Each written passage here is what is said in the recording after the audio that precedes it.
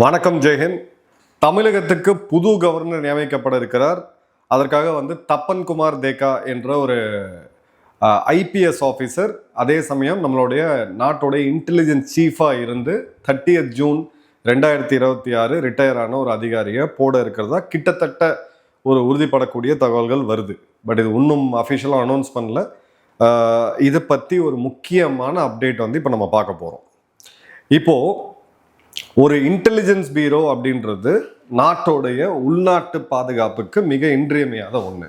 அதை தலைமையேற்று நடத்திய தப்பன் குமார் தேக்கா அவர்கள் இப்போ கவர்னராக நியமிக்கப்பட இருக்கிறார் அப்படின்றத ஒரு அரசியல் பொருளாக செய்திகள் வருது. ஸோ எனக்கு தெரிஞ்சவங்ககிட்ட நான் பேசி பார்க்கும்போது இது ஆல்மோஸ்ட் ஃபைனலைஸ்டா அப்படின்ற மாதிரி சொல்கிறாங்க. பட் இது என்ன வேணாலும் நடக்கலாம். இந்த இடத்துல ஒரு 1988 பேட்ச் ஐபிஎஸ் ஆஃபீஸர், ஹிமாச்சல் கேடர், இன்டெலிஜென்ஸ் பீரோவோட சீஃபாக இருந்தவர், அதுவும் நாடு ஒரு கிரிட்டிக்கலான டைமில் இருக்கும்போது ஐபியோட சீஃபாக இருந்தவர். ஸோ இவரோட ஸ்பெஷலைசேஷன் என்ன? ஃபஸ்ட்டு கவுண்டர் டெரரிசம், ரெண்டாவது கவுண்டர் இன்சர்ஜென்சி, மூன்றாவது இன்டெலிஜென்ஸ் கேதரிங், நாலாவது இன்டர்னல் செக்யூரிட்டி உள்நாட்டு பாதுகாப்பு, ஐந்தாவது ரொம்ப முக்கியமாக ஆன்டி ரேடிகலைசேஷன் ஆப்ரேஷன்ஸ். ஸோ இந்த 5 மிக முக்கியமான விஷயத்தில் வல்லுமை பெற்ற ஒரு லீடரை, ஒரு போலீஸ் அதிகாரியை, ரிட்டையர்டு ஐபி சீஃபை தமிழ்நாட்டுக்கு கவர்னராக ஏன் கன்சிடர் பண்ணுறாங்க அப்படின்றத நம்ம ஒத்து கவனிக்கணும். இந்த இடத்துல அவருடைய 3 முக்கியமான ஒரு ஆப்ரேஷன்ஸை நம்ம பார்க்கணும். முதல்ல யூபிஏ டைமில் இந்தியன் முஜாஹிதீன் அப்படின்ற ஒரு பயங்கரவாத அமைப்பு ரொம்ப ரொம்ப ஆக்டிவாக இருந்தாங்க. அதை பற்றி நிறைய நெட்ஃப்ளிக்ஸில் திரைப்படங்கள்லாம் கூட வந்திருக்கு. துரந்தர் திரைப்படத்தில் கூட அதை பற்றி மென்ஷன்ஸ்லாம் நிறையா வரும். பட்கல் கேள்விப்பட்டிருப்பீங்க. 100கணக்கான குண்டு வெடிப்பு நாடு முழுக்க நடந்தது. அப்போ இந்தியன் முஜாஹின்ற இந்த அமைப்பு ரொம்ப ஆக்டிவாக இருந்தாங்க. இந்த நெட்வொர்க்கை பிரேக் பண்ணதில் திரு தப்பன் குமார் தேக்கா அவர்களுக்கு ஒரு பெரிய பங்கு இருந்துச்சு. அதன் பிறகு 2 முக்கியமான பயங்கரவாத தாக்குதல். ஒன்று பட்டான்கோட்டில் நடந்த ஏர்பேஸ் தாக்குதல் 2015, அதன் பிறகு புல்வாமாவில் நடந்த தாக்குதல் சிஆர்பிஎஃப் ஓடுது 2018. ரெண்டுத்துலேயுமே அவரோட இன்டெலிஜென்ஸ் ஆப்ரேஷன்ஸ் அப்படின்றது ரொம்ப ரொம்ப ரொம்ப ரொம்ப ஒரு இம்பார்ட்டண்ட்டான ரோல் அவர் பிளே பண்ணார். அதே மாதிரி ஜம்மு காஷ்மீர் மற்றும் வடகிழக்கு 2 இடத்துலையுமே ஒரு இன்டெலிஜென்ஸ் பீரோ சீஃபாக பணிபுரிந்த ஒரு எக்ஸ்பீரியன்ஸ் அப்படின்றது இருக்குது. அதே மாதிரி சைபர் த்ரெட் மற்றும் இல்லீகல் இன்ஃபில்ட்ரேஷன், இதில் 2த்துலேயுமே ரொம்ப ரொம்ப மிக முக்கியமான ஒரு பதவியில் இருந்தவர். ஜூன் 2022 ஒரு இன்டெலிஜென்ஸ் பீரோவோட சீஃபாக அப்பாயிண்ட் பண்ணுறாங்க. ஒரு கவர்மெண்ட்டுக்கு கான்ஃபிடென்ட்டாக இருக்கக்கூடிய, அதே சமயம் அந்த துறையை ஏற்று நடத்தக்கூடிய ஒரு தலைமைக்கு தான் இந்த பதவி கொடுப்பாங்க. பிறகு 2026 இந்த வருடம் ஜூன் மாதம் 30 வரைக்கும் இருக்கிறாரு. ஸோ ஒரு லாங்கஸ்ட் சர்விங் ஐபி டைரக்டர் அப்படின்ற பேர் அவருக்கு இருக்கு. 2022 ஆரம்பிச்சு கிட்டத்தட்ட 4 வருடங்களுக்கும் அதிகமாக இன்டெலிஜென்ஸ் சீஃபாக அவர் பணிபுரிஞ்சாரு அப்படின்றத பார்க்குறோம். ஓகே, இப்போ தமிழ்நாட்டுக்கு இவரை ஏன் கவர்னராக வைக்கிறார்? கவர்னர்ஸாக ஜென்ரலாக யாரை போடுவாங்க? ஒரு ஆளுங்கட்சியில் இருக்கக்கூடிய ஒரு முன்னாள் பொலிட்டீஷியனை, ஒரு சீனியர் பொலிட்டீஷியன் ஓய்வு பெறக்கூடிய தருணத்தில் தான் ஆளுநராக போடுவாங்க. ஜென்ரலாக தான் பார்ப்போம். பட் தமிழ்நாடோட ஸ்பெசிஃபிக்காக ஒரு ஐபி சீஃபை கொண்டு இந்த இடத்துல அவங்க கன்சிடர் பண்ணுறாங்க அப்படின்ற போது இதுக்கு சில முக்கியமான காரணங்கள் இருக்குது. நம்மளுடைய 6500 கிலோமீட்டருக்கும் அதிகமான கடற்கரை, இந்த கோஸ்டல் லைனில் 1000 கிலோமீட்டர் கடற்கரை அப்படின்றது தமிழ்நாட்டில் இருக்குது. அதே மாதிரி பே ஆஃப் பெங்கால் மற்றும் இந்தியன் ஓஷனில் மிக மிக முக்கியமான ஒரு ஸ்ட்ராட்டஜிக் மாநிலமாக தமிழ்நாடு இருக்குது. மூணாவது, இலங்கைக்கு ரொம்ப ரொம்ப அருகில் இருக்கக்கூடிய ஒரு எல்லை மாநிலமாகவும் தமிழ்நாடு இருக்குது. இலங்கை இப்போதான் ஓரளவுக்கு ஸ்டேபிளாக இருக்குது. 1970களில் ஆரம்பித்து எல்டிடி, அதன் பிறகு நடந்த எல்லா சம்பவத்தையும் பார்த்தீங்க அப்படின்னா அதோடைய தாக்கம் அப்படின்றது தமிழ்நாட்டில் பெருமளவு இருந்துச்சு.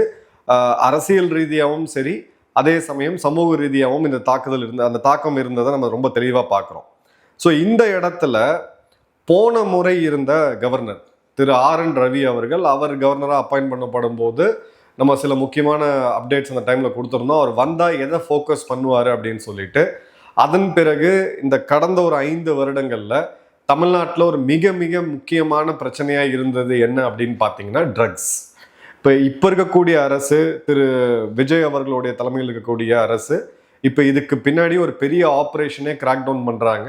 இதோடைய மியூல்ஸு, யூசர்ஸ், இதோடைய நெட்வொர்க்கை பிரேக் பண்ணணும்னு சொல்லி அதுக்கு தகுந்த அதிகாரிகள் வந்திருக்காங்க. திரு டிஜிபி அகர்வால் அவர்களே நேரடியா இதை சூப்பர்வைஸ் பண்ணி இன்னைக்கு மிகப்பெரிய லெவல்ல ட்ரக் கிராக்டவுன் நடந்துட்டு இருக்கு. அதே சமயம் இப்போ பிஜேபியை விட்டு வெளியில வந்த திரு அண்ணாமலை அவர்கள் வி த லீடர்ஸ் ஃபவுண்டேஷனுடைய ஒரு முதல் மிக முக்கியமான பிரச்சனையா அப்படின்னு பார்த்தீங்கன்னா ட்ரக்ஸை தான் கையில் எடுக்கிறாங்க. ஸோ ட்ரக்ஸ் அப்படின்றது இந்த இடத்துல ஒரு மிக முக்கியமான ஒரு பிரச்சனையா இருக்கு. இதுக்கு நமக்கு ஓப்பனாக இருக்கக்கூடிய கடற்புற எல்லைகள், நம்மளுடைய இந்த வல்னரபிள் லொக்கேஷன்ஸ் எல்லாமே ரொம்ப அதிகமாக இருக்குது. இதில் குறிப்பிட்டு சுட்டி காட்ட வேண்டிய ஒரு முக்கியமான விஷயம் என்னன்னு பார்த்தீங்கன்னா, மும்பையில் நடந்த தாக்குதலுக்கு பிறகு கோஸ்டல் செக்யூரிட்டியை பற்றி ஒரு கமிட்டியை போடுறாங்க அன்னைக்கு இருந்த யூபி அரசாங்கம். அந்த கமிட்டி போட்ட பிறகு இங்கே கொல்கட்டாவில் ஆரம்பித்து இங்கே ரான் ஆஃப் கட்ச் வரைக்குமான இப்பேற்பட்ட ஒரு மிகப்பெரிய கடல் பகுதி. இப்போ இதை நம்ம இந்தியாவை எப்பயுமே டெல்லி டு கன்னியாகுமரி, காஷ்மீர் டு கன்னியாகுமரின்னு நம்ம பேசி பார்த்து பழகிட்டோம். ஆக்சுவலாக பார்த்தீங்கன்னா இந்த ஹிமாலயஸை எடுத்துட்டு அந்த பக்கம் ஒரு கடல் வச்சு பார்த்தோன்னா இந்தியா ஒரு தீவு. இப்போதைக்கு நம்ம ஒரு தீபகற்பகம் பென்சுலா 3 பக்கம் உள்ள கடல் சூழ்ந்து இருக்கு. இப்போ 2020 ஆரம்பிச்சு 25 வரைக்கும் 2-3 முக்கியமான நிகழ்வுகள் நம்ம சேனல்ல டீட்டெயிலாக கவர் பண்ணோம். ஒன்று, லட்சத்தீவு அருகே பிடிக்கப்பட்ட ஒரு மிகப்பெரிய ஆர்ம்ஸ் அண்ட் ட்ரக்ஸ் கேஷ். இதோட லிங்க் இலங்கை கிட்ட இருந்ததை நம்ம பார்த்தோம். அதன் பிறகு திருச்சியில இருந்த இந்த முகாம் இங்கே பார்த்தீங்க அப்படின்னா ஒரு பெரிய ஒரு மாஃபியா நெட்வொர்க் ஆப்ரேட் பண்ணிட்டு இருந்தது. அதுவும் இலங்கையை சேர்ந்த சில பேர் ஒரு மாஃபியாவை ஜெயிலுக்குள்ள இருந்து ரன் பண்ணிட்டு இருந்தாங்க அப்படின்றதெல்லாம் பார்த்தோம். என்ஐஏ ரெய்டெல்லாம் பண்ணாங்க. அதன் பிறகு எல்லாருக்கும் தெரிந்த ஒரு ஒரு கேஸ் என்ன அப்படின்னு பார்த்தீங்கன்னா, ஜாஃபர் சாதிக்கோட இந்த மெத்தஃபெட்டமைன் அப்படின்ற கேஸ். அது இப்போ ட்ரையலில் போயிட்டு இருக்கு. அந்த கேஸை அவங்க பார்த்துக்கிட்டு இருக்காங்க. இப்போ இதெல்லாம் பார்க்கும் பொழுது நீங்கள் லாஸ்ட் ஒரு 20-30 வருடங்கள், அதாவது 90களுக்கு பிறகு இருந்த காலகட்டங்கள் அப்படின்னு பார்த்தீங்கன்னா நம்ம 2ஆ பிரிச்சுக்கலாம். ஒன்று, ராஜீவ்காந்தி அவர்கள் கொலை செய்யப்பட்டதுக்கு முன்னாடி பிறகு. முன்னாடி அப்படின்னு பார்த்தீங்கன்னா எல்டிடிக்கு இங்கே ஒரு ஓப்பன் சப்போர்ட் இருந்துச்சு, அரசியல் ரீதியாகவும் சரி மக்களிடையவும் சரி. அதன் பிறகு அது ஒரு மிகப்பெரிய மாற்றத்தை கொண்டு பார்த்தோன்னமோ 90லேருந்து 2009. அதன் பிறகு எல்டிடிகள் வீழ்த்தப்படுறாங்க. அங்கே அந்த தனி இளம்ன்ற அந்த கோரிக்கையே கம்ப்ளீட்டாக வேனிஷ் ஆகுது. அந்த டைமில் நம்மளுடைய செக்யூரிட்டி சுச்சுவேஷன் அப்படின்றது வேற மாதிரி இருந்தது.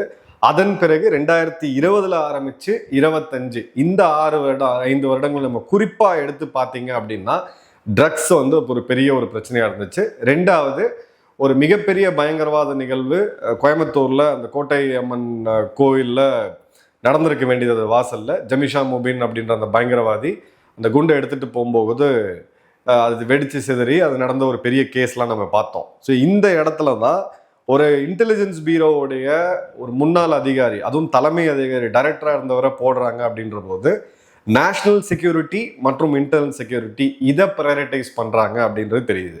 ஏன்னா இப்ப இருக்கக்கூடிய அரசாங்கத்துக்கு, மாநில அரசுக்கு ஜெனரலாக அந்த மத்திய அரசு ஒரு ஸ்ட்ராங் ஒரு பொலிட்டிக்கல் ஃபேஸை போடுவாங்க, இல்லை லீகல் ஃபேஸை போடுவாங்க. உதாரணத்துக்கு நம்ம முன்னாள் துணை ஜனாதிபதி ஜெகதீப் தங்கர் அவர்கள் வெஸ்ட் பெங்காலில் அவரை கவர்னராக போட்டிருந்தாங்க. அந்த அசம்பிளியை ஒரு சஸ்பெண்டட் அனிமேஷன்லாம் வச்சாரு. ஏன்னா அவர் ஒரு சட்ட வல்லுனர், ஒரு கான்ஸ்டியூஷன் எப்படி இயங்குது, ஒரு மாநில அரசை எப்படி இறுக்கி பிடிக்க முடியும்ன்ற அந்த இதில் தெரிந்தவர். ஆனால் இந்த இடத்துல இது ஒரு பொலிட்டிக்கல் அப்பாயின்மெண்ட் கிடையாது, ஒரு முன்னாள் இன்டெலிஜென்ஸ் பியூரோ அதிகாரியை போட்டிருக்காங்க. இதற்கு முன்னாடி இருந்த நம்மளுடைய கவர்னர் திரு RN ரவி அவரும் இன்டெலிஜென்ஸ் பியூரோ, ஜாயிண்ட் இன்டெலிஜென்ஸ் டிபார்ட்மெண்ட்ல இருந்தும் ஒரு மிகப்பெரிய இன்டெலிஜென்ஸ் பின்புலத்துல வந்தவர் அப்படின்றத பார்க்குறோம். இப்போ ஏன் தமிழ்நாட்டுக்கு மட்டும் பியூரோக்ராட்ஸை போடுறாங்க கவர்னரா? இப்போ இருக்கக்கூடிய கவர்னர் அல்கர் அவர் கேரளாவுடைய கவர்னர், இடைக்கால ஒரு பொறுப்பு கவர்னராக தான் இங்கே இருக்கிறார். ஸோ அவர் நிரந்தர கவர்னர் அந்த இதில் இல்லை. 2 ஸ்டேட்டுக்கு ஒரு அடிஷ்னல் சார்ஜாக அவர் கொடுத்துருக்குறாங்க. நல்லா கவனிச்சிங்க அப்படின்னா கான்ஸ்டியூஷனல் ப்ராசஸை சேஃப்கார்ட் பண்ணணும், குறிப்பாக நேஷனல் செக்யூரிட்டி, இன்டர்னல் செக்யூரிட்டியில் அப்படின்ற போது ஒரு ரிட்டையர்டு IAS மற்றும் IPS இன்டெலிஜென்ஸ் அதிகாரிகள் இந்த இடத்துல பர்ஃபெக்டாக மேட்ச் ஆவாங்க. ரெண்டாவது, நேஷனல் செக்யூரிட்டி பெர்ஸ்பெக்டிவ் இருக்கும்போது மாநில அரசுகளுக்கு கரெக்டான அந்த ஒரு கைடன்ஸை கொடுக்க முடியும். ஏன்னா நேஷனல் செக்யூரிட்டி அப்படின்ற பெர்ஸ்பெக்டிவ்ல எது வரைக்கும் நீங்க போகலாம், எது வரைக்கும் நீங்க போகக்கூடாது அப்படின்ற ஒரு லைன் அவங்களுக்கு ரொம்ப தெளிவா தெரியும். ஸோ நேஷனல் செக்யூரிட்டி பெர்ஸ்பெக்டிவை நம்மளுடைய லேண்ட் பார்டர்ல இருந்து ரொம்ப தள்ளி இருக்கக்கூடிய தமிழ்நாட்டில் பெருமளவுக்கு இங்கே யாருமே சீரியஸாக பார்க்க மாட்டாங்க. ஏன்னா கான்ஃப்ளிக்ஸ் நம்ம பார்த்ததே கிடையாது. இந்த இடத்துல அந்த எக்ஸ்பீரியன்ஸ் அப்படின்றது ரொம்ப ரொம்ப முக்கியம். அதே மாதிரி சென்ட்ரல் கவர்மெண்ட்டுக்கு மிக நெருக்கமாக இருக்கக்கூடிய ஒரு நபர். ஏன்னா ஐபி இன்டெலிஜென்ஸ் பியூரோவுடைய சீஃப் டைரக்டர் அப்படின்றவர் குறைஞ்சது ஒரு நாளைக்கு ஒரு முறையாவது உள்துறை அமைச்சர்கிட்ட பேசுவார். ஸோ ஹோம் மினிஸ்டரோட அதே மாதிரி பிஎம்ஓக்கு கீழே இருக்கக்கூடிய நேஷனல் செக்யூரிட்டி அட்வைசர், இந்த 2 முக்கியமான அப்பாயின்மெண்ட்ஸ் கிட்ட நேரடி தொடர்பு இருக்கக்கூடிய ஒரு அதிகாரியா இருக்கவர் அப்படின்ற போது அந்த லீவரேஜ் அவருக்கு இங்க கவர்னரா இருக்கும் போதும் கண்டிப்பா இருக்கும். இதுக்கு முன்னாடி 2 பேர் இந்த மாதிரி நம்ம பார்த்துருக்கோம். திரு ராம் மோகன் ராவ் ஐபிஎஸ், இவர் வந்து ஆந்திர பிரதேஷோடைய டிஜிபியா இருந்தவர். இவர் வந்து பார்த்தீங்கன்னா 2002 2004 நல்ல கவனிங்க, அப்பவும் பிஜேபி அரசாங்கம் தான் இருந்துச்சு. ஸ்பெசிஃபிக்காக திரு வாஜ்பாய் அவர்களுடைய அரசாங்கத்தின் கீழே தமிழக கவர்னராக இவர் இருந்தார்.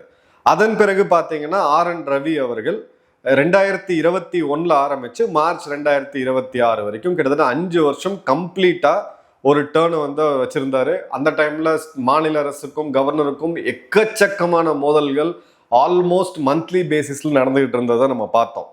இப்போ இந்த பொலிட்டிக்கல் கான்டெக்ட் எடுத்தோம் அப்படின்ற போது இதுல சில முக்கியமான விஷயங்கள் இருக்கு. கவர்னருடைய வேலை என்ன? இப்போ டிஎம்கே பார்த்தீங்க அப்படின்னா கவர்னர் வந்து தேவையில்லை, ஒரு ஆட்டுக்கு தாடி அப்படின்னு சொல்லுவாங்க. பட் இப்போ அவங்க ஆளுங்கட்சிக்கு எதிராக டிவிகேக்கு எதிராக குதிரை பேரம் அப்படின்னு சொல்லி இந்த ஆட்சிக்கு எதிரான கம்ப்ளைண்ட்டை வைக்கும்போது இப்போ எதிர்கட்சிகளாக இருக்கக்கூடிய 2 பிரதான கட்சிகள் டிஎம்கே ஏடிஎம்கே யார் அப்ரோச் பண்றாங்க? கவர்னரை தான் அப்ரோச் பண்றாங்க. ஸோ ஒரு கான்ஸ்டியூஷனல் அப்பாயின்மெண்ட்டா ஒரு கவர்னர் நம்ம அரசியல் சாசனத்துல அண்ணல் அம்பேத்கர் அவர்கள் ஒரு அப்பாயின்மெண்ட்டை கொண்டு வராரு அப்படின்னா அந்த கான்ஸ்டியூஷன்ல ஒன்றுக்கு ஒன்று அந்த செக்ஸ் அண்ட் பேலன்சஸ் இருக்கணும் அப்படின்றதுக்கு தான். ஸோ இந்த இடத்துல ஒரு எக்ஸ்பீரியன்ஸ் இன்டெலிஜென்ஸ் ஆஃபீஸரை போடுறாங்க அப்படின்ற போது அவருடைய administrative efficiency plus centre state relation smooth ஆகும். இப்போ இந்த பர்டிகுலர் கவர்னரோட மாநில அரசு ஒரு நல்ல ஒரு ஒர்க்கிங் டேர்ம்ஸ்ல இருக்காங்க அப்படின்னா பல துறைகளில் பல இடத்துல பைபாஸ் பண்ணி நேரடியாக பிரதமர்கிட்டையும் உள்துறை அமைச்சர்கிட்டையும் பேசி நம்ம மாநிலத்துக்கு என்ன தேவையோ அதை வந்து உள்ள கண்டிப்பாக கொண்டு வர முடியும். ஒருவேளை ஹோஸ்டைலாக போகிறாங்க அப்படின்ற பட்சத்தில் அது வேற மாதிரியான சில அரசியல் நிகழ்வுகளுக்கு கண்டிப்பாக வழிவகுக்கும். 2 விதமும் அது எந்த விதத்தை முடிவெடுக்கிறாங்கன்றது அரசியல் ரீதியாக தான் நம்ம பார்க்கணும். பட் சோஃபார் இப்போ இருக்கக்கூடிய அரசாங்கம் மத்திய அரசாங்கத்துக்கிட்டையுமே நல்ல ஒரு ஒர்க்கிங் ரிலேஷன் மெயின்டைன் பண்ணி மாநிலத்துக்கு என்ன தேவையோ அதை கன்ஃபரண்ட் பண்ணுறதும் எடுக்கிறதும். இப்போ சில ஐடியாலஜிக்கல் இஷ்யூஸ் இல்லை மாநிலம் சார்ந்த சில இஷ்யூஸ் இருக்கு, நீட்டா இருக்கட்டும் இல்லை மும்மொழி கொள்கையா இருக்கட்டும், அதுல வந்து ஒரு டஃப் ஸ்டாண்ட் எடுக்கிறதையும் நம்ம பார்க்குறோம். ஒரு வகையா அதை வந்து எல்லா இடத்துலையும் இணங்கியும் போகாம அதே மாதிரி போன முறை மாதிரி எல்லா இடத்துலையும் எதிர்த்து நிற்காம இருக்கக்கூடிய ஒரு நிகழ்வை தான் அவங்க எடுக்கிறாங்க. இப்போ தப்பன்குமார் தேக்கா அவர்கள் ஏன் ஒரு ஸ்ட்ராங் கேண்டிடேட்டா, இப்போ இவர் தான் கவர்னர்னு அறிவிக்கல, அது வந்து கன்ஃபார்மா ஆகலை, வேற விஷயம். இந்த ஒரு அப்பாயின்மெண்ட் வரத்துக்கான வாய்ப்புகள் அதிகமா இருக்கு.